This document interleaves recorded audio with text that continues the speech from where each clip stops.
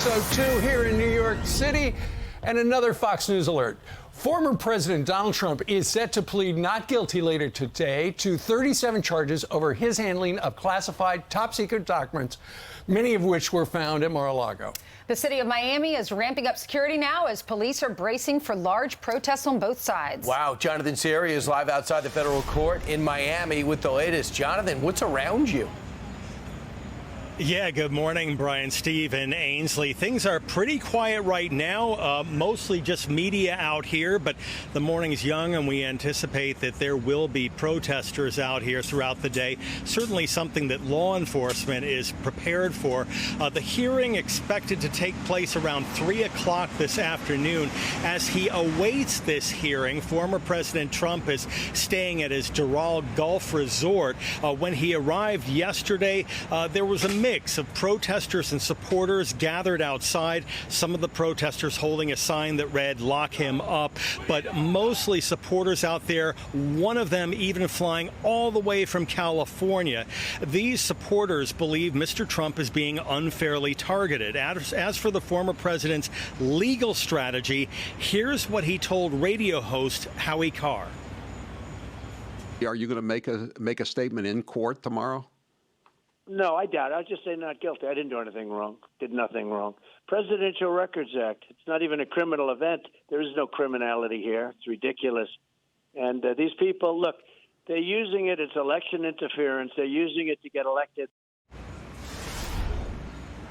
According to an ABC News Ipsos poll, 47% of American adults believe the charges against Mr. Trump in this case are politically motivated. 37% do not.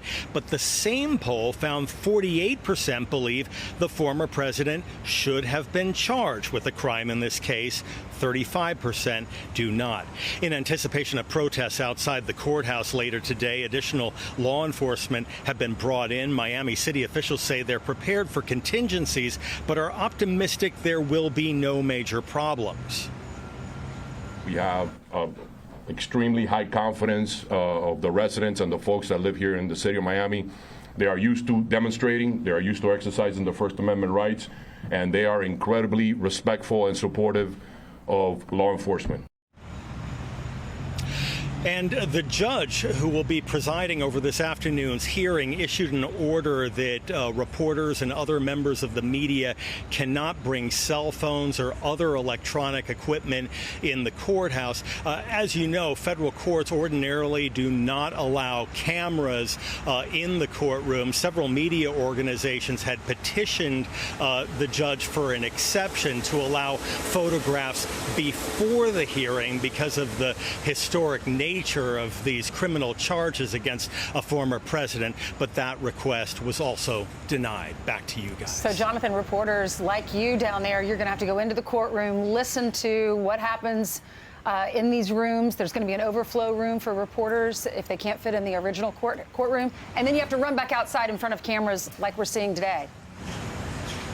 Yeah, exactly. It's like the Supreme Court when they do the running of the interns. And so that you will have either reporters or producers inside that courtroom, and then they have to figure out a way to quickly get out to disseminate the information, but it's not this live feed from the courtroom like you see in state trials. Sure. And we just heard him say to Howie Carr that he's going to say not guilty, so that's not going to be a surprise.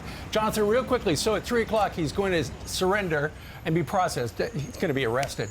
So, as is historically the case, when you are arrested, you are handcuffed and you get a mugshot.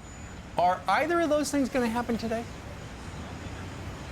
I'm told that he will be electronically fingerprinted, but as far as the handcuffs, no, there's not going to be this dramatic photo op or anything like that. And so it's just a very matter of fact, and we expect to be very brief hearing. And as you heard the president say on that radio interview, Mr. Trump plans to plead not guilty. He does. Jonathan, thank you very much. You're going to be very busy all along. Certainly. Yeah. The whole live long day. You are going to be. No Remember kidding. when Trump was indicted here in New York, he said, I hope they do handcuff me. Yeah, Let him put it on. That picture. Put him on me. Right. I don't think anybody really, I don't know if he really believes it, but because it's so humiliating. But I don't think he'll have a mugshot because he's not somebody that is a, people think he's going to jet out of the country. I think he's going to stay and fight. He does have a jet. Eileen Cannon is going to be the judge, but not today.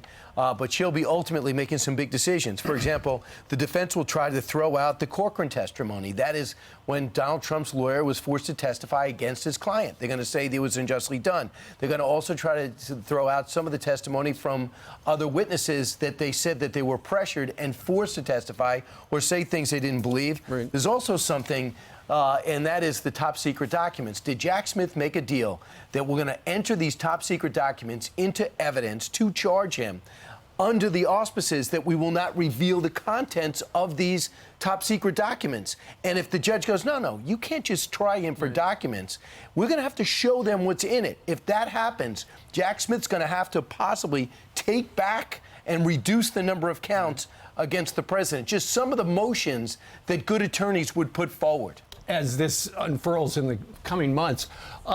Today he will be represented, the former president, and also his aide, Walt Nauta, is going to appear today as well because he's accused. Todd Blanche is going to represent the president today. He's the same lawyer who is representing Donald Trump in the hush money payment problem here in New York City to the porn star.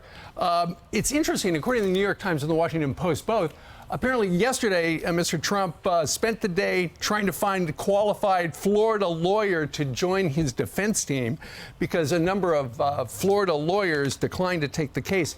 Keep in mind, it was on Friday, suddenly, that two lawyers, part of his defense team, Jim Trusty and John Rowley, suddenly resigned. Jim Trusty was on our show defending the former president, and then 2 hours later, he quit.